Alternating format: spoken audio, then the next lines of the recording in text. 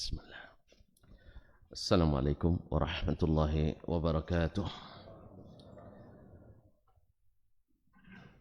الحمد لله رب العالمين والعاقبة للمتقين ولا عدوان إلا على الظالمين.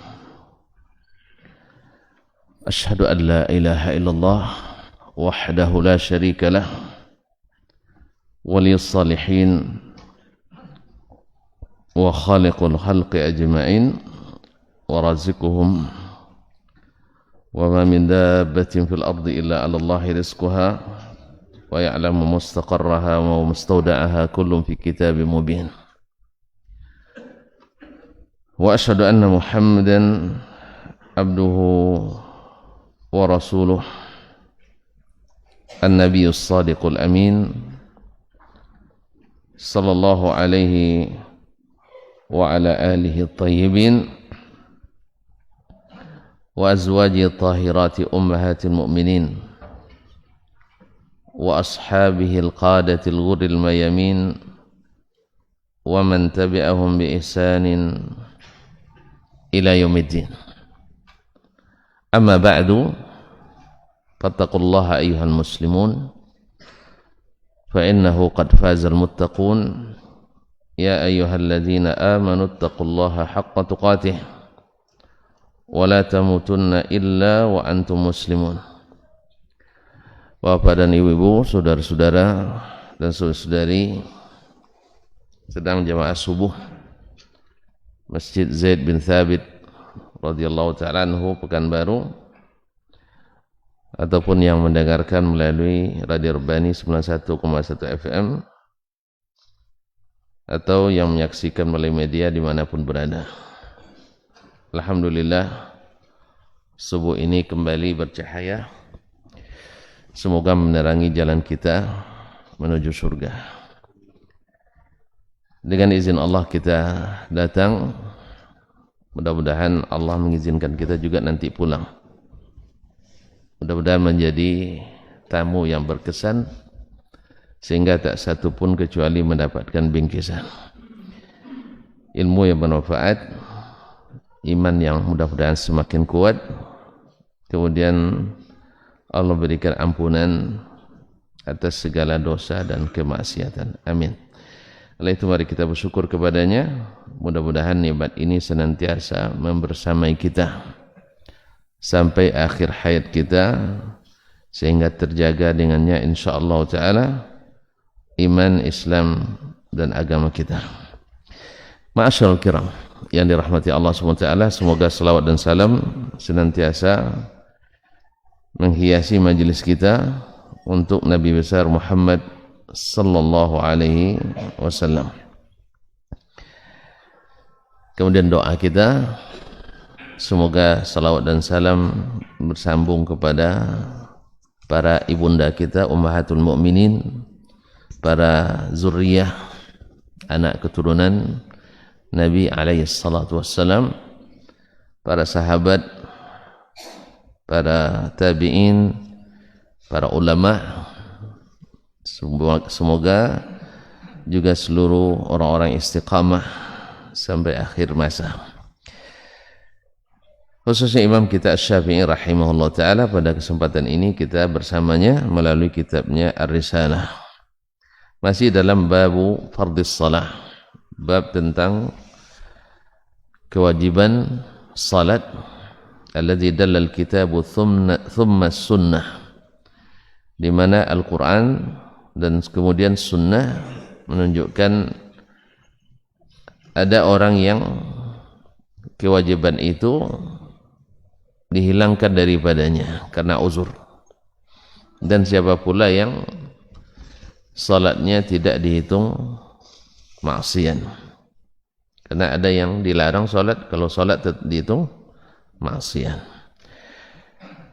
Kita sampai pada pembahasan tentang orang yang hilang akalnya bukan karena perbuatannya sendiri. Berbeda dengan orang yang hilang akalnya karena ada unsur tindakannya sendiri. Maka antara orang yang pingsan dengan orang yang mabuk karena minum, maka berbeda hukumnya. Seperti yang disebutkan oleh Imam Asy-Syafi'i rahimahullah, orang yang pingsan bila keluar waktu salatnya dia tidak wajib mengqadha. Sebaliknya orang yang mabuk karena perbuatan sendiri, ya mabuk karena perbuatan sendiri, bukan karena mabuk cinta. Yang mabuk cinta perbuatan sendiri juga ya. Perbuatan sendiri juga. Mabuk atas perbuatan sendiri bila sedar atau bila siuman, maka dia mesti mengqadha salatnya. Imam Syafi'i menyebut karena alasannya ini karena perbuatannya sendiri, ini karena perbuatan atau kehendak Allah tabaraka wa ta'ala. Beliau mengkiaskannya ke orang yang junub. Orang junub tidak boleh meninggalkan salat karena itu perbuatannya, ada unsur campur tangannya. Dia bisa menghilangkan janabahnya kapan dia kehendaki. Tak ada air boleh pakai tayamum, atau tak boleh pakai air karena misalnya terlalu dingin sekali, atau karena tidak ada air, atau karena luka dan sebagainya yang tidak dibolehkan pakai air, maka dia boleh ganti dengan tayamum. Nah, jadi bisa dihilangkan. Sedangkan yang namanya haid itu tidak bisa dihilangkan sendiri, menunggu sampai Allah sendiri yang angkat, kemudian setelah itu baru bersuci. Maka ketika yang karena sebabnya sendiri, ya sebabnya sendiri, bila dia tinggalkan maka dia berdosa, dan orang yang karena sebab kehendak Allah semata dia tidak berdosa. Oleh sebab itu dibedakan hukum antara keduanya. Baik, kemudian beliau melanjutkan, wa wajjahallahu rasulahu lil qiblati fis salati ila baitil maqdis. Allah mengarahkan rasulnya sallallahu alaihi wasallam ke kiblat di dalam salat ke Baitul Maqdis. Jadi dalam salat ya diturunkan kepadanya Al-Qur'anul Karim sedang menghadap kiblat, lalu pindah ke kiblat yang lain, seperti yang terjadi nanti pada ahli Quba. Jadi masjid kiblatin itu sebenarnya yang sahih secara riwayat Masjid Quba, tapi yang masyhur dalam sejarah adalah Masjid Kiblatin yang sekarang, yang dekat dengan kampus kami. Alhamdulillah kalau Jumat bisa jalan kaki lah. Tidak terlalu jauh, hanya sekitar 2 kilo lah. Iya Pak, masih muda-muda kan enak jalan kaki. Bapak-bapak mungkin tak lagi ya. Kaum muslimin dan muslimat dirahmati Allah SWT. Jadi Allah arahkan Rasulnya sallallahu alaihi wasallam menghadap kiblat dalam salat ke Baitul Maqdis. فكانت القبلة التي لا تحل قبل نسخها istiqbalu ghairiha. Maka Baitul Maqdis itu adalah kiblat yang tidak halal. Imam Syafi'i selalu mengibaratkan bahasa tidak halal dan artinya berarti tidak boleh ya.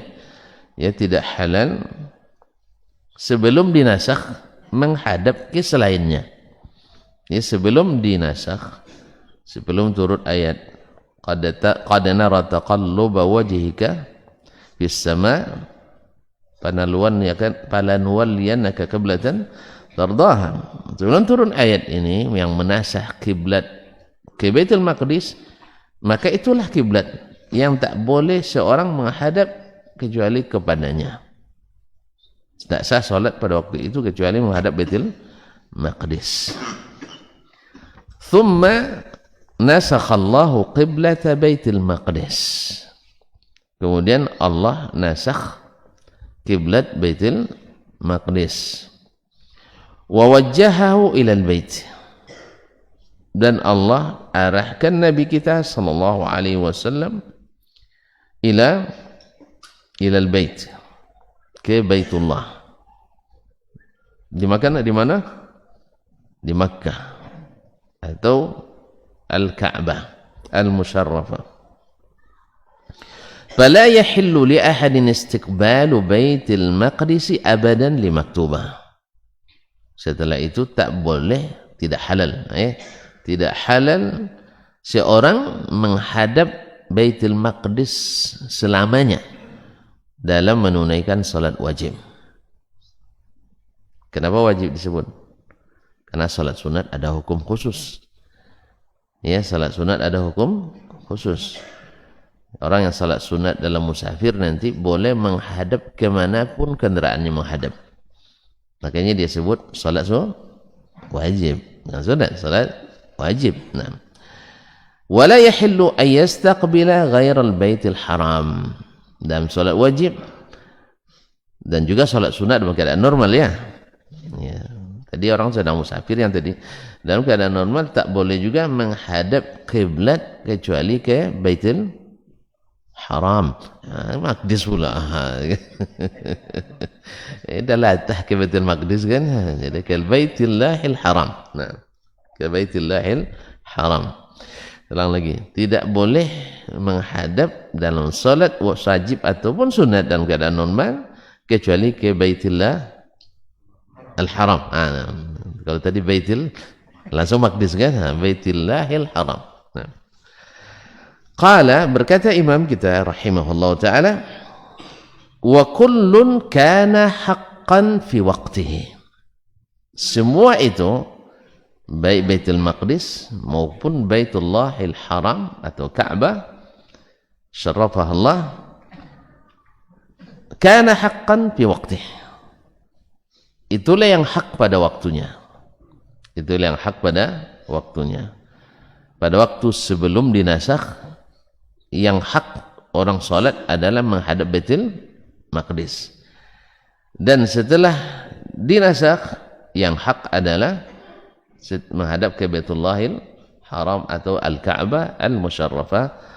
Zadallahu syarafan wa na'am tashrifan wa takriman. Fakanat tawajjuhu ila Baitul Maqdis ayyama wajjahallahu ilaihi nabiyahu haqqa. Maka menghadap ke Baitul Maqdis pada hari-hari di mana Allah menghadapkan nabinya ke situ, haqqa, itulah yang hak. Itulah yang hak. Thumma nasakhahu. Kemudian Allah menasakhnya. Nasakh masih ingat? Mengangkat hukum yang lama dengan dalil syar'i yang baru. Jadi hukumnya diangkat hukum apa? Syar'i ya. Kalau berita kan tidak dinasakh lah. Kalau berita tetap dia. Maka tidak ada nasakh tentang berita, yang ada adalah nasakh perintah dan larangan. Ma'asyiral kiram dirahmati Allah Subhanahu wa taala. Kemudian apa kata beliau? Fasaral haqqu fit tawajjuhi ilal baitil harami abada. Setelah dinasakh, jadilah yang hak dalam menghadap ke Baitullahil Haram selamanya. Sekarang hak yang benar adalah menghadap ke Baitullahil Haram. La yahillu istiqbalu ghairihi fi maktubah. Tidak boleh menghadap selain Baitullahil Haram dalam salat wajib. Illa fi ba'dil khawfi. Kecuali dalam keadaan salat khauf, itu pun sebagian. Ya, dalam keadaan sebagian salat khauf. Salat khauf itu banyak caranya. Di antaranya adalah menghadap ke arah musuh bila musuh di arah kiblat. Di arah kiblat. Kalau seandainya musuh di belakang kiblat, nah gimana? Kita sholatnya mengarah membelakangi musuh, habislah kita. Nah, maka kita sekarang membelakangi kiblat, menghadap kiblat. Karena apa? Karena maslahat atau mafsadat ini harus dihindarkan. Karena orang-orang kafir itu ingin kita lalai. Fayamiluna alaikum mailatan wahidah. Sehingga dalam keadaan lalai itu mereka akan menyerangmu dengan satu kali serangan. Oleh itu kaum muslimin dan muslimat, nah dalam keadaan ini kita terpaksa menghadap ke musuh. Bukan, itu tandanya bahwa kiblat itu bukan itu yang kita sembah. Nah, kan itu kan sebagian orang kan orang Islam tuh nyembah batu, katanya nyembah batu. Lalu dijawab oleh Buya Hamka dulu rahimahullah taala, ya harus dibedakan antara arah dengan tujuan. Ya, orang kalau berangkat dari Pekanbaru ke arah timur, ada yang tujuannya Jakarta, ada yang tujuannya Bandung, iya tak? Ada yang tujuannya Yogyakarta, ada yang tujuannya Solo. Solo ada juga, Solo tidak ke sana ya, Pak. Solo ke barat dia. Nah. Tapi tidak ada juga lautan terbang sana. Ada? Tidak ada, tidak masuknya ya. Ada yang tujuannya Surabaya, ada yang tujuannya mana lagi? Ya arah timur, Nusa Tenggara Barat, Bali, dan seterusnya. Ya, itu semuanya arah timur, tapi tujuannya berbeda. Jadi kita sekarang mengarah Ka'bah, bukan tujuannya Ka'bah. Jelas tak? Maka tujuannya adalah Ka'bah. Sebagaimana Nabi SAW nanti di hari kiamat di padang mahsyar, ya, ketika diminta kepada para nabi mulai dari Adam, ya, yang ulul azmi minar rusul, ya, mulai dari Adam, karena dia adalah bapak kita, harus bertanggung jawab, ya. Datang manusia kepadanya minta tolong dicepatkan hisab itu. Ya, nama nunggu itu lama, tuan-tuan. 1 hari sama dengan 1000 tahun. La haula wala quwata illa billah. Luar biasa. Berdiri pula. Tidak lupa kain. Bayangkan kaum muslimin dan muslimat dia. Tidak kain, tidak bersandar. Matahari dekat dengan kita 2 mil. Hah? Ragu nampaknya. Ragu balik sana kan. Bahaya kalau ragu. Tidak boleh ragu. Kalau untuk nak meneliti harus kiamat dulu. Kalau tidak ada penelitian yang akan teliti. Makanya di sini perlu iman. Karena apa? Karena yang menurunkan itu yang tidak ada keraguan padanya. Dalam kitab yang tak boleh diragukan. Kalau antum ragu nanti hilang imannya. Dzalikal kitabu la raiba fihi. Makanya siapa yang selama ini percaya pada penelitian, ini keliru dari imannya. Jelas? Jadi ada Al-Quran, teliti dulu. Antum susah nanti berimannya. Karena telitian itu sebiasanya mulainya ragu, ujungnya bimbang. Tidak akan menghasilkan iman. Apalagi kalau begini, kalau begitu. Apalagi kalau begini mesti begitu. Ya. Yes ya? Tidak bisa. Karena kita tidak tahu yang gaib. Kita tidak tahu apa yang terjadi besok. Makanya disinilah bedanya orang beriman dengan orang yang berpikiran. Orang berpikiran sering ragu. Makanya Cuaris tahu? Aristoteles kena rocu dia tu, Pak. Ya, dia tidak dapat wahyu. Makanya sama dengan roh. Cuacu kan dapat wahyu juga. Dengan apa? Cuaris dia bilang, dia hanya sampai pada konklusi bahwasanya alam raya ini dengan segala sistemnya yang teratur, ini kan kita lihat terbit matahari timur, terbenam di barat. Kemana pergi matahari kan tidak tahu dia. Tapi orang Islam tahu. Ya kita tahu. Antum tahu tidak kemana pergi matahari? Menghindari bumi? Melingkari bumi? Tidak. Ya. Antum kan nengok aja. Ya nengok aja karena antum mengatakan bumi bundar kan? Kan bundar kata antum. Saya enggak datar saya. Khilafiyah. Iya bukti dia datar. Ini kan teori antum bundar sekarang nih. Tapi kalau antum bagi teori bundar, orang Australia sekarang di mana dia langitnya? Di bawah. Kan kalau bundar berarti langit juga mengitarinya. Coba antum telepon teman antum di Australia sekarang. Dia menengadah ke bawah atau menengadah ke atas? Yang nama menengadah pasti ke atas. Coba cari yang posisi di globe itu bola dunia itu. Ya, cari orang yang posisi di bola dunia posisi bawah sekarang. Antum tanya ya, langitnya di mana? What is sky? Ya, betul baca nyuruh. Sky enam. Awal pandai guru bahasa Inggris pun tidak pandai bahasa Inggris, sama banyak guru nahu tidak pandai bahasa Arab. Baik, guru nahu tapi tidak pandai bahasa Arab. Tapi orang Arab tidak pandai nahu, pandai bahasa Arab. Jadi tidak pandai nahu belum tentu pandai bahasa Arab. Tapi pandai bahasa Arab mesti menerapkan nahu. Jadi mana yang perlu? Kadang-kadang orang bangga pula dengan nahunya, kan suruh pandai bahasa Arab tidak pandai, aja belepotan bahasa Arabnya. Allah musta'an. Kau muslimin. Gimana? Saya telepon? Iya, kita nak tanya sekarang, tapi abangnya cakap tidak saya. Nanti bahasa Arab saya dia minta ulang terus. Ya, kalau saya mau mengucapkan nanti ulang lagi Pak, katanya apa yang Bapak bilang. Ya.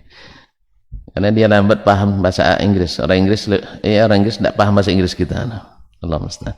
Jadi ala kulli hal ini masalah khilaf antara ahli fisika, terserah antum mazhab yang mana. Ya. Termasuk mazhab yang mana, tapi mazhab saya adalah datar. Jangan marah, Pak. Jangan marah, itu kan khilafiyah, nam. Ya. Kecuali kita ada sama-sama naik ke angkasa nanti. Nah, baiklah kaum muslimin dan muslimat dirahmati Allah. Sampai ke situ dulu, Pak. Bapak lupa kaji. Itu masalahnya. Jadi matahari, kan perginya kemana? Kata beliau mengitari bumi. Iya, mengitari bumi. Berarti pas di bawah sekarang kan? Tadi malam dia di bawah. Wallahu musta'an. Tapi ini perlu iman ini. Kalau antum perlu penelitian, takkan pernah teliti. Kalau kata ingkari pasti akan bertentangan dengan otak antum, tidak tebakan oleh antum. Jelas? Di sini perlu iman. Kata Nabi alaihissalatu wassalam, matahari itu pergi sujud kepada Allah SWT di aras. Akan tidak masuk kan? Akhirnya antum dhaifkan hadis itu nanti. Dengan apa antum dhaifkan? Punya ilmu hadis? Tidak juga. Yang punya hanya ilmu hadis. Ya. Jadi menolak dengan tanpa, pokoknya tidak masuk kok, gitu aja. Apa alasannya? Ada aturan? Tidak. Ada penelitian? Tidak. Yang ada apa? Tidak sesuai dengan akal saya. Tuh Nabi Muhammad tidak berakal dia. Kok sesuai pada akalnya? Para sahabat tidak berakal mereka, sesuai pada akal mereka. Para tabi'in, para a'immah yang merupakan hadis ini, yang ahli mereka terima. Bedanya hanyalah mereka kalau Allah dan Nabi bicara, kami yakin pasti benar. Antum bedanya, dan Allah pun mungkin langsung bercakap sama antum juga tidak percaya. Buktinya Bani Israel dulu, ya kan? Dan Musa berbicara Allah langsung kepadanya, Bani Israel tidak juga mau beriman. Apa alasannya? Kami ingin nengok Allah langsung. Subhanallah. Dan ini tak bakal diberi. Sebab kalau sudah Allah perlihatkan dirinya di dunia, orang kafir langsung dicampak neraka. Tidak ada pakai hancik lagi, Pak. Ya, tidak pakai. Tahu hancik? Tunggu dulu, tidak main tunggu lagi, tidak pakai imhal lagi, tidak kasih waktu lagi. Karena itu sudah lihat. Ya kan? Makanya Allah tidak berikan. Dan itu pun melihat Allah itu adalah nikmat yang mengalahkan surga. Orang kafir tak bakal dapat. Karena bagi ahli surga. Allah musta'an. Nah, maksud saya tadi, Nabi alaihissalatu wassalam, ya kita kan di dunia disuruh menghadap Ka'bah. Apakah kita menyembah Ka'bah? Tidak. Nabi nanti ketika para nabi yang lain tidak sanggup memberikan syafaat, karena syafaat itu tidak kehendak orang yang memberi, tapi kehendak yang memiliki. Yang memiliki syafaat itu siapa? Hanya Allah. Maka antum tidak usah pergi nangis-nangis ke kuburan keramat minta syafaat, tidak bakal dapat kalau tidak diizinkan oleh. Maka mintalah syafaat kepada Allah Tabaraka wa Ta'ala. Jangan buat ritual-ritual yang tidak ada alasannya dengan alasan mendapat syafaat. Walaupun antum nangis-nangis darah air mata mengharap, tapi tidak mengikut prosedur, dapat? Cobalah nanti antum nak terbang naik pesawat Pak Haji, Tapi tidak ada surat vaksin, nangis-nangis itu dikasih. Kecuali anak kaptennya, kemudian menantu presiden. Ayolah, ini kaum muslimin dan muslimat dirahmati Allah SWT. Nah, makanya bukan dengan membuat-buat, tapi dengan taat. Itu yang akan mendapatkan syafaat. Ini kita kadang subhanallah dengan alasan supaya dapat syafaat dibuat-buat. Kata Umar, alaysa sya'nu bil hubbi, bukan masalahnya kita mencintai, tapi masalahnya cinta kita diterima atau tidak. Ya. Kalau mencinta semua kita nengok orang lewat dan cinta langsung kan. Iya lah. Nengok orang cantik, Cina nih bang ya. Abang tak tahu juga Cina nampaknya. Naksir gitu. Ya ada tua-tua pun masih.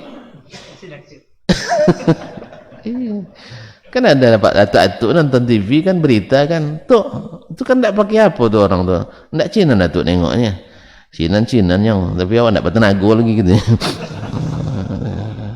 Jadi Datuk jangan juga nengok-nengok, walaupun sudah tidak pria punya selera.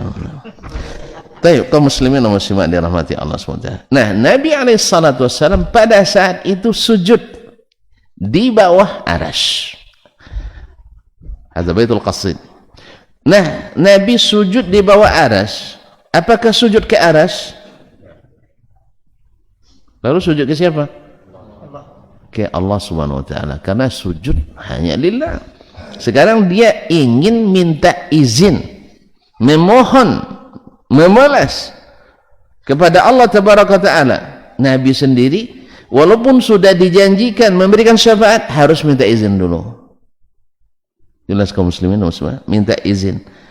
Allah, puji Allah dengan puji-pujian yang banyak yang belum pernah diajarkan di dunia ini. Subhanallah. Berarti ada pujian khusus.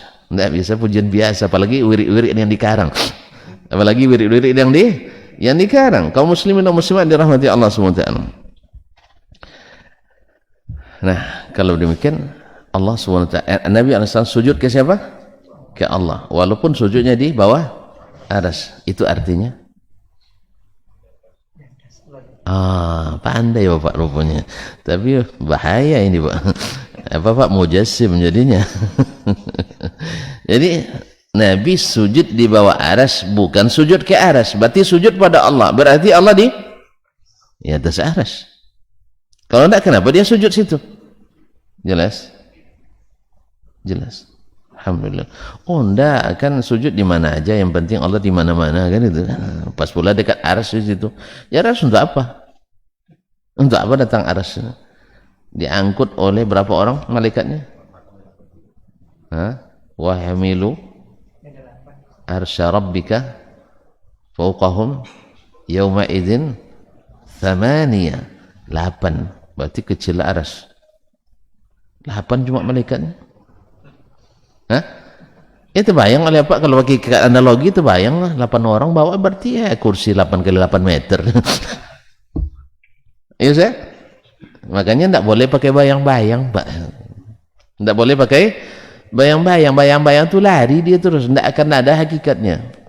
Ya, antum kejar bayang-bayang tak akan ketemu. Maka tidak usah pikir-pikir. Pikir-pikir itu bikin ragu-ragu. Jelas? Arsy itu adalah makhluk paling besar. Makhluk paling besar. Yang bawa 8. Antum nak tahu dulu malaikat yang bawanya itu? Buat penelitian dulu ya.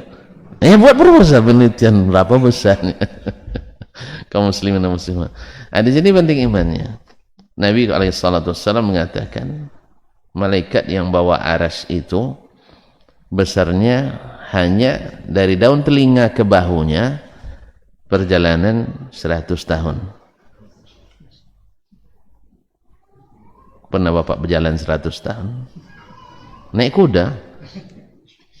Berapa kilo itu? Itu antara daun telinga dengan bahunya. Bayangkan tangannya. Kalau betul. Jelas? Jelas ya? Belum nampak. Besok di akhirat. Kalau antum nak bukti fisik, tunggu kiamat dulu. Tapi hari itu la yanfa'u nafsan imanuha lam takun amanat min qabl. Hari itu tak bermanfaat lagi iman suatu jiwa yang sebelumnya tidak beriman. Maka sebenarnya orang cerdas sekarang ambil posisi amannya. Saya percaya Allah dan Rasul tak benar dusta. Selesai. Soal teliti tak teliti, tidak ada kita yang akan teliti karena sampelnya nggak ada. Sampelnya nggak ada. Barometer atau perbandingannya, komparatornya nggak ada. Dibandingkan dengan apa? Selain antum bandingkan dengan makhluk, nanti bandingkan hukum dunia. Hukum dunia di dunia ini aja, di dunia Indonesia dengan dunia Amerika ada berbeda hukumnya. Bisa? Apalagi antum kayak Alaska nanti, udah berbeda lagi hukumnya. Jadi kiasnya kias batil semua nanti. Maka amanar rasulu bima unzila ilaihi min rabbih wal mu'minun. Rasul dan orang-orang beriman kepada apa yang Allah turunkan yang diturunkan kepada Rabbnya. Selesai. Antum imani. Iman dengan apa yang seperti itu Allah, Nabi alaihissalatu wassalam dan orang-orang beriman pada waktu itu beriman. Selesai. Tapi kalau antum nak buat penelitian, tadilah bukti fisiknya tak akan ketemu sampai antum mati dulu. Itu pun harus nunggu dulu di alam barzah. Saya takut nanti gara-gara antum ragu, nanti di alam barzah kena siksa terus, azab kubur. Kenapa? Nanti antum ditanya, siapa Rasulmu? Jawabannya. Karena antum tidak pernah langsung menerima, yakin dengan berita yang dia sampaikan. Jelas ya? Ya orang cerdas sebenarnya, kalau masalah keyakinannya, Al-Quran, Sunnah, selesai. Ya, itu yang cerdas. Apa sebab? Sebab Acuaris tadi, sebagai orang bapak pemikir dunia, tidak bisa dia tidak tahu dia siapa Allah. Tidak tahu dia siapa Allah. Dia menyebutnya faktor X. Apa makna faktor X bang di matematikmu? Tidak tahu. Lalu antum ngikut cara orang yang tidak tahu. Hebat tuh. Ya kita ikuti cara berpikir orang yang tidak tahu dalam bertauhid. Ujungnya ya tidak tahu. Makanya para pembesar ilmu filsafat muslim yang menggunakan pendekatan filsafat dalam berakidah, ujung-ujungnya mereka menyesal. Sebutlah di antaranya Imam Ar-Razi. Kenal? Pengarang kitab tafsir itu. Dia setelah dia sampai ke puncaknya, ya setelah subhanallah, setelah dia merumuskan rumusan-rumusan yang belum yang oleh imam sendiri tidak disebutkan, dia sampai ke situ, ujung-ujungnya dia menyesal. Siapa yang mencoba seperti yang saya coba jalan ini, dia tahu apa hasilnya, bahwa akhirnya adalah keraguan. Akhirnya dia kembali kepada manhaj ahlil hadis as-salafus salih, yaitu baca Quran. Kalau Al-Quran mengisbat, isbatkan. Al-Quran menafikan, nafikan. Jelas? Mudah-mudahan kisah ini benar sehingga ghafarallahu la rahimah. Imam Al-Ghazali rahimahullah ta'ala, yang dari Hujjatul Islam, mengarang kitab Tahafutul Falasifah, kebingungan para ahli filsafat. Ya, nah, dia sendiri. Kita sudah lekatkan pada Hujjatul Islam. Maka dia menyuruh kita kembali kepada Al-Quran dan Sunnah Nabi alaihi salatu wassalam. Terus, antum nak coba lagi silakan. Ya, kalau mana tahu nanti sampai pula seperti Imam Al-Ghazali. Dia takutnya hanya sekuku Imam Al-Ghazali rahmatullahi ta'ala alaih. Akhirnya antum berada di pusaran keraguan yang tak berkeujungan. Akhirnya meninggal dalam keadaan ragu. Nas'alullah as-salamatu wal-afiyah. Baik. Di Nabi sujud di mana? Wa aras. Bukan sujud ke aras. Kita salat menghadap Ka'bah, bukan menuju Ka'bah. Kita salat karena Allah Subhanahu wa taala. Baik, itu kesimpulannya, Pak. Kisah panjang, kesimpulan pendek juga. Gitu. Nah, soal kalau langsung to the point, Bapak ngantuk. Sama saya juga. Itu bahasa kita muter-muter dulu ya. Itu sebabnya mungkin sopir apa namanya? Sopir raun itu kan bawanya muter-muter biar tidak ngantuk. Coba duduk aja di motor itu, mobil itu. Ngantuk enggak? Bila berangkat lebih katanya. Dah berangkat kita katanya. Muter sampai di 5 kali putaran gitu. Belum juga sampai ke Bangkinang. Iya, kalau sudah duduk aja bosan kan? Nah, itu makanya muter-muter. Tapi kalau Pak mau teruskan, saya teruskan. Iyalah. Nah. Baik, kaum muslimin dan muslimat dirahmati Allah SWT. Sampai di mana tadi? Anam. Kemudian illa fi ba'dil khauf, kecuali di sebagian salat khauf tadi boleh nak menghadap ke kiblat, bahkan boleh tak berdiri, boleh dalam keadaan berlari, ya kan, boleh berjamaah, boleh tidak, itu nanti tergantung situasi dan kondisi. Kalau sedang berkecamuk tidak mungkin luruskan sahab, tidak mungkin. Sedang berkecamuk, ini sini salat sendiri-sendiri lagi. Jadi ulama menyebutkan kurang dari 16 cara salat khauf yang pernah diriwayatkan dari Nabi alaihi salatu wasallam. Au nafilatin fi safar, atau salat sunat di dalam musafir atau dalam perjalanan, boleh tidak menghadap kiblat. Ya. Karena Nabi sallallahu alaihi wasallam kana yusalli ala dabbatihi haitsu yattajihu atau haitsu tatawajjah dabbatuhu, dia solat di atas kenderaannya mengarah kemana kenderaannya menuju, dalam hal ini ulama memang ada khilaf apakah sewaktu memulai solat diarahkan ke kiblat dulu atau tidak. Wallahu ta'ala alam. Tidak ada keharusan karena riwayatnya tidak, bukan, tetapi sebagian mengatakan dari sisi istihsan, yaitu baiknya menghadap ke kiblat dulu. Wallahu ta'ala as-sahih, tidak mesti menghadap ke kiblat dulu. Ya, apalagi kalau kita sedang di bus orang. Salat di bus kan? Bus apa? Bus antar kota, antar akap ya, bus akap ini, antar kota, antar provinsi. Tidak mungkin kita, "Bang, ada kiblat dulu," katanya. Tidak mungkin. Nah, jadi mesti. Jadi kalau pas nak salat sunat, salat ajalah menurut arah kemanapun. Istidlalan bil kitabi was sunnah. Dengan apa? Mengambil dalil Alkitab was sunnah. Dilihat Nabi kita, Imam kita Asy-Syafi'i rahimahullah, bahasanya jelas. Mengambil dalil dari mana? Istidlalan bil kitabi was sunnah. Dalilnya Al-Quran Sunnah. Orang yang sekelas Imam Asy-Syafi'i saja dalam menetapkan suatu hukum dan masalah mesti berdalil. Ini sekarang ada pula beragama ini tidak perlu dalil tuh katanya. Kan lucu kan, ada orang bertanya itu tuh, Bang. Ya, menanyakan dalil itu bid'ah tuh katanya. Subhanallah, tidak pernah orang menanyakan sahih atau tidak dalil. Di zaman Nabi enggak ada bid'ah katanya. Masya Allah. Dia suka bid'ah, bilang bid'ah pula. Ya. Nanti jangan-jangan bid'ah hasanah pula kan. Padahal dia ada anti bilang bid'ah. Sekarang dia pada pandai bilang bid'ah.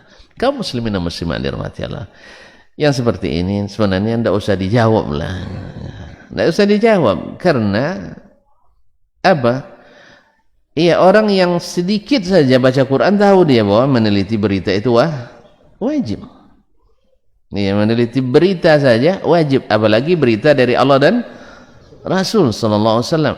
Kalau tidak ada zaman Nabi, berarti menunjukkan dia memang tak pernah belajar, walaupun pandai menulis. Karena ini sekarang kan orang pandai nulis, hebat nih. Pandai nulis, Allah musta'an. Kadang beberapa tulisan. Tadi saya katakan, nyesal kita membacanya karena habis waktu, awalnya ragu, ujungnya bimbang. Awalnya masalah ini mesti diteliti, ujungnya nanti masih diteruskan penelitiannya. Tapi selama 2 tahun. Nah, kaum muslimin dan muslimat dirahmati Allah, lebih enak baca Al-Quran, baca hadis Nabi alaihi salatu wassalam, bertambah yakin dan iman. Nah, masyarul kiram dirahmati Allah SWT. Ya, bacalah ya ayyuhallazina amanu in ja'akum fasiqun binaba'in fatabayyanu. Sejak zaman Nabi sudah ada penelitian berita itu. Masyarul kiram dirahmati Allah. Jadi kalau dia tidak bilang, bukan karena dia berilmu, karena nggak tahu. Orang tidak tahu, jangan didahulukan. Karena al-musbit muqaddam ala nafi. Orang yang menetapkan didahulukan dari orang yang menafikan. Orang munafik itu kan rata-rata kan tidak berilmunya. Makanya banyak yang dinafikan karena kurang ilmu, bukan karena kelebihan ilmu. Kalau orang sifatnya nolak aja pandainya, orang hebat. Pak, saya minta makan, tidak bisa. Minta duit, tidak bisa. Minta nikah, tidak bisa. Orang hebat tuh. Pak, orang hebat tuh. Semua yang disampaikan pun tidak boleh, tidak bisa, tidak yakin, dan orang hebat. Ya, ini kata Allah, oh tidak bisa. Ini kata Rasul, tidak boleh. Ini kata orang hebat.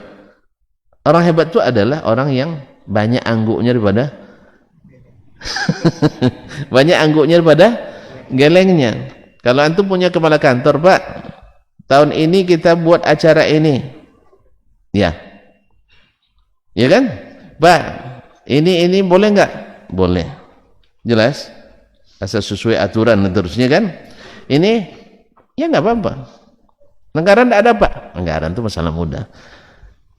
Suka nggak antum kepala kantor seperti ini? Suka nggak?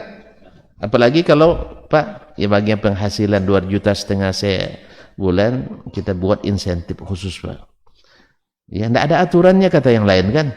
Ya kita buat aturan khusus katanya. Senang enggak? Yang punya anak lebih dari 2 kan yang masuk subsidi pemerintah 2 orang cuma kan. Nah yang selebihnya gimana, Pak? Nah kita buatkan solusi katanya. Suka enggak kepala ini? Tapi kalau yang tugasnya hanya memotong, suka enggak? Hah?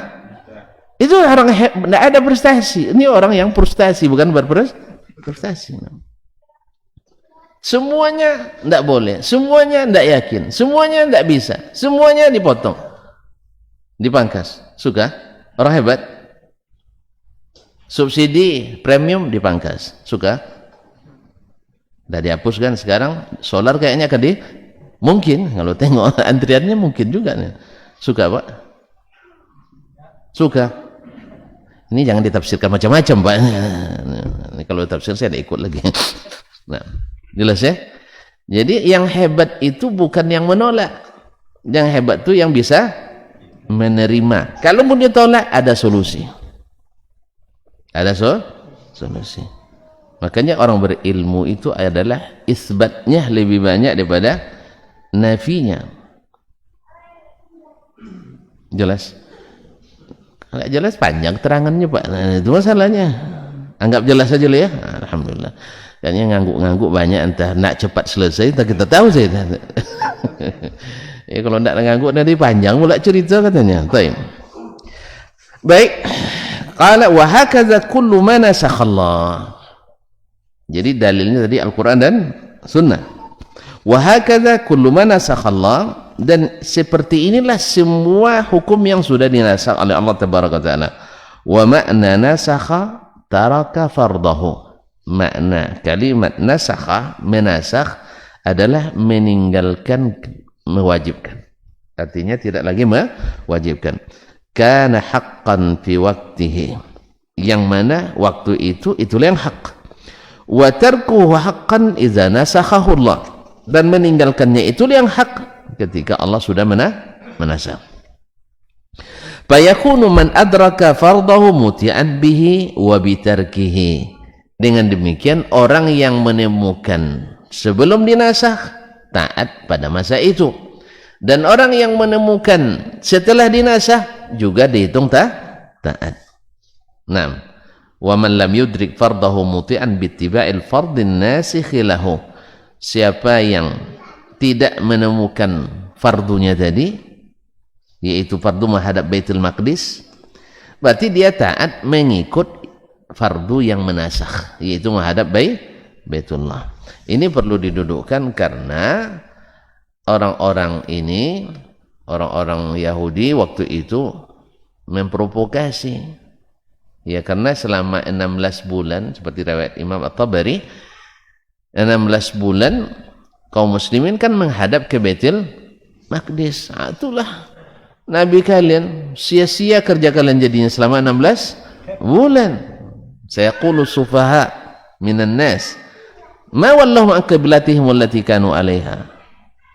Maka Mereka berkata, orang-orang sufaha seperti akan disebut oleh Imam Syafi'i rahimahullah, mereka memprotes. Orang-orang tidak paham. Yang suka protes itu banyaknya, ya. Yang suka protes kan kebanyakan tidak paham. Ya, makanya antum jangan suka protes. Karena protes itu bukan karena paham pada umumnya, karena tidak paham. Ya, sekarang dia protes, besok ya dia yang diprotes di hal yang sama. Makanya Al Khalifah Abdul Malik cerita lagi coba. Tidak apa-apa ya, tidak apa-apa nih. Nah, yang gini-gini ini suka tentu. Nah, Abdul Malik bin Marwan rahimahullah, salah seorang khalifah Bani Umayyah. Beliau dia seorang ulama, dan ulama bukan biasa, berkelas. Dia penuntut ilmu. Karena dulu para khulafa itu rata-rata mereka di masa kecilnya hafal Qur'anul Karim dan hidup di kalangan para ulama. Para khulafa, orang-orang tuanya menghadirkan ulama-ulama besar. Makanya Abu Ja'far kan ingin hadirkan Imam Malik ke rumahnya kan, ke istananya. Imam Malik kan tidak mau. Ya. Kalau tuan-tuan tahu kelasnya Imam Malik, sampai hari ini jadi imam dia. Jadi imam, jadi ikutan. Itu yang mau dijadikan sebagai pendidik privat anak-anak raja. Dan sekelas-kelas itulah pada umumnya menjadi pendidiknya. Walaupun satu orang pak gurunya, tapi bermutu. Daripada guru 1000 orang tapi semuanya penipu. Astagfirullah. Ya, ini ilustrasi aja ya. Nah, ini ilustrasi, jangan ditafsirkan macam-macam. Nah, ini kadang-kadang salah cakap pula kita kan. Nah, ya, ilustrasi, andai-andai ya. Seandainya ya ini gurunya satu orang tapi masya Allah bermutu. Tapi yang berguru 10, 20, 30 tapi tak ada yang seperti itu mutunya. Jelas? Maka Imam Malik rahimahullah tidak rihlah kemanapun menuntut ilmu, hanya di Madinah. Istilah bahasa kitanya kelas lokal kan. Ini kan banyak pula yang merasa minder, ya tamat dalam negeri minder dia kan. Ya mentang-mentang tuan-tuan ke luar negeri baperan juga kadang. Enggak. Kalau seandainya produk dalam negeri tapi bermutu, ya bisa mengalahkan luar negeri. Tapi lihat mutunya dulu. Lihat mutunya. Sebagaimana luar negeri belum tentu bermutu. Apalagi kalau pas belajarnya main ke bola aja terus. Ya. Sering tak masuk kuliah. Dan tak rajin pula ke majlis-majlis masyayikh. Ya. Jadi keahliannya di bola nanti, bukan di ilmu. Nasallahu alaihi wasallam. Jadi kaum muslimin dan muslimat dirahmati Allah, Abdul Malik bin Marwan. Jangan lupa Pak, ini banyak belok-beloknya, tapi lupa Bapak di mana simpangnya. Ini yang buat kesasar itu. Jangan lupa ya. Ya. Abdul Malik bin Marwan ketika dia belum jadi khalifah, karena dia orang dalam kan, sering protes khalifah sebelumnya. Ini begini kan. Ya menurut dia kemungkaran yang harus segera ini kan. Nah, setelah dia diangkat jadi khalifah, hal yang sama juga terjadi. Tak bisa dia rubah. Apa kata temannya yang seperjuangan dulu, yang satu majelis? Katanya. Masih ingat, ini kan protes terus dulu ini. Apa jawabannya? Dulu saya bicara atas nama individu, rakyat, dan orang sepaham dengan saya. Sekarang saya harus berbicara atas nama seluruh masyarakat. Kalau tuan-tuan nak tahu nih, cobalah jadi presiden dulu. Ya. Yang jadi misalnya bisa aja yang jadi presiden sekarang dulu juga mendemo presiden yang bisa saja. Jelas? Makanya protes jangan terlalu cepat. Nah, itu aja lah. Jangan terlalu cepat memprotes. Pikir-pikir dulu. Saya kalau di posisi itu bisa enggak ya? Nah, gitu aja dulu. Karena beda protes nasihat kan beda kan. Itu kaum muslimin dan muslimat. Jadi mereka protes orang Yahudi karena nggak paham. Kalau mereka paham kan protes. Maka sia-sia apa yang dilakukan oleh Nabi kalian alaihi salatu wassalam. Maka mereka takut. Maka dikatakan Allah kata turunkan wa ma kana Allahu liyudilla imanakum wa ma kana Allahu liyudhi'a imanakum. Allah tidak akan menyia-nyiakan iman kalian, yaitu salat kalian yang 16 bulan tadi. Dah selesai masalah. Aman kan? Karena mereka dengan menghadap Baitul Maqdis atas perintah Allah dan Rasul, taat. Setelah dinasakh menghadap Baitullah atas perintah Allah dan Rasul, taat. Selesai masalah. Orang yang masuk Islam setelah itu tidak sempat menghadap Baitul Maqdis macam kita. Bapak kan tidak pernah salat menghadap Baitul Maqdis kan? Iya kan? Salat sunat pun tidak pernah musafir yang menghadap Baitul Maqdis kan? Tidak juga kan? Alhamdulillah. Bapak taat mengikuti hukum yang menasakh. Jelas? Yaitu falanuwalliyannaka qiblatan tardaha fawalli wajhaka syatral masjidil haram. Ini makna berkata Imam Syafi'i. Pokoknya dalam segala hal kita taat. Sama dulu di awal masuk Islam, awal dakwah Islam dilarang ziarah kubur. Karena hari itu orang banyak mengkeramatkan kubur di masa jahiliyah. Masa jahiliyah sekarang kan? Enggak lah saya. Berarti jahiliyah dong. Hah? Nah, sekarang enggak lah. Mencium kuburan yang ada, ngelus-ngelus kuburan ada, bisik-bisik kuburan ada. Iya. Pokoknya lebih senang di kuburan ada daripada masjid. Nah, ada memang. Makanya yang ini dulu dipending oleh Nabi ziarah kubur dulu. Pasalnya apa? Takut nanti tercampur antara ziarah kubur yang syar'i dengan yang tidak syar'i. Karena mereka masih hadithul ahad, masih baru saja meninggalkan. Yang namanya baru, Bang. Ibarat anak meninggal, baru meninggal, lama sedihnya. Ya tak? Iya. Suami istri yang baru dicerai, jangan dekat-dekat lagi, apalagi depan nikah sama orang. Paham tak? Itu gila-gilaan tuh. Ya. Kan banyak orang tergila-gila sama istri orang. Ada pun tak? Sama janda orang pun gila-gila. Allah musta'an. Makanya sebelum menjatuhkan keputusan tuh pikir-pikir betul lah dulu.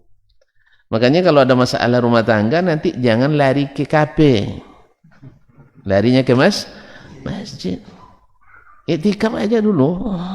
Ya, iktikaf aja dulu. Sebab ya kan banyak orang gila gara-gara nak pulang ke janda. Apalagi laki-laki ini paling susah melupakan. Kalau perempuan cepat, kalau dapat ganti jangan harap dia ingat kita lagi. Kalau dah dapat ganti tidak ada ingat lagi. Iya tak? Maka itu salah satu hikmah barangkali, tapi saya tidak tahu pada sebutkan Allah ulama atau tidak. Saya mengira ya. Semoga tidak salah kira. Wanita itu kalau cerai, misalnya cerai atau wafat, kan salah satu yang disebut oleh ulama illatnya supaya diketahui rahimnya ada isi atau tidak. Ya kan, supaya jangan bercampur air yang suami yang pertama dengan yang kedua. Ini yang halal dengan halal tidak boleh bercampur. Apalagi zina. Ya, yang sudah hamil di luar nikah seharusnya lebih dilarang untuk menikah, karena yang halal dengan halal aja tidak boleh bercampur, apalagi yang haram dengan yang halal. Ini pendapat yang kuat ini. Ya, yang hamil di luar nikah jangan dinikahkan. Menjaga kehormatan orang. Menjaga itu bukan setelah hamil, sebelum hamil. Siapa yang suruh tuan-tuan dan puan-puan menikahkan anak setelah S2 dulu? Siapa yang suruh? Siapa yang suruh?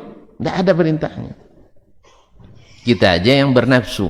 Setelah S2 lu pandai anak bekerja lagi. S3 lah dulu nak katanya. Setelah S3 belum juga pandai bekerja. Kalau gitu kamu jadi profesor. Setelah profesornya adalah pusing dia. Tidak jadi menikah. Masalah kerja itu kaum muslimin dan muslimat dirahmati Allah sebenarnya tantangan. Sebelum ada tantangan dikasih duit sama orang tua terus. Iya santai aja dia. Ya kan? Tinggal kopi uang 100.000 kirim 10 lembar seperti ini, ya kan? Hah? Gimana sih? Anak kuliah habis itu di fotokopinya berwarna ya, di scan. Scannya atau pakai apa aja HP. Foto yang uang 100.000 tuh, timbal balik. Tulis di bawahnya skripnya ditulis, "Ya, kirim seperti ini 15 lembar." Gimana kira-kira nerima pesan ini? Seneng ya? Hah?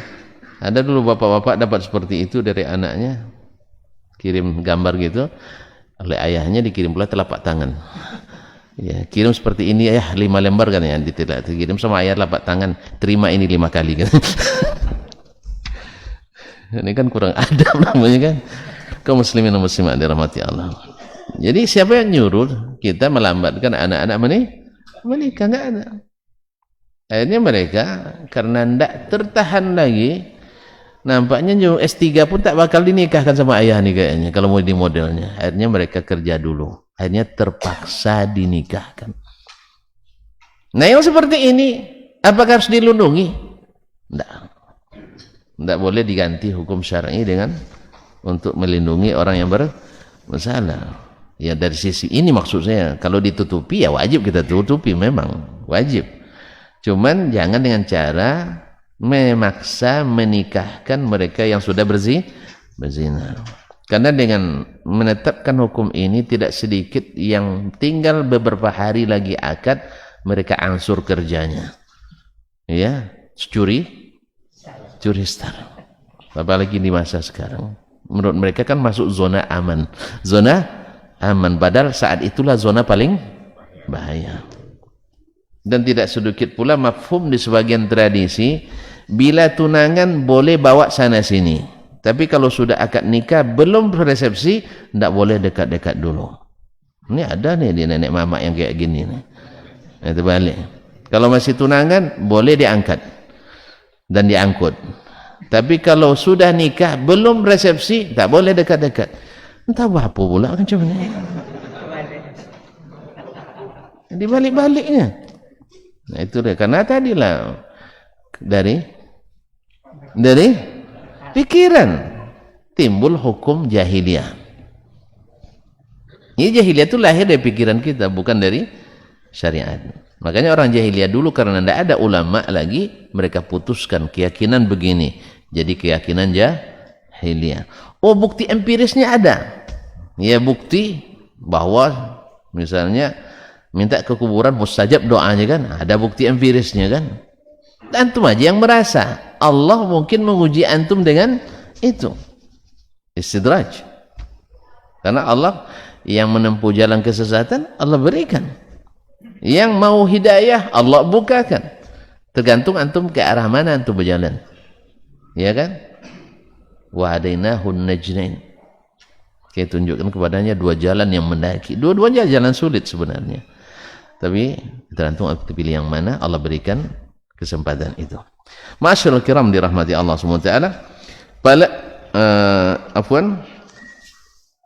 Qala Allah li nabihi sallallahu alaihi wasallam, qad nara taqalluba wajhika fis sama.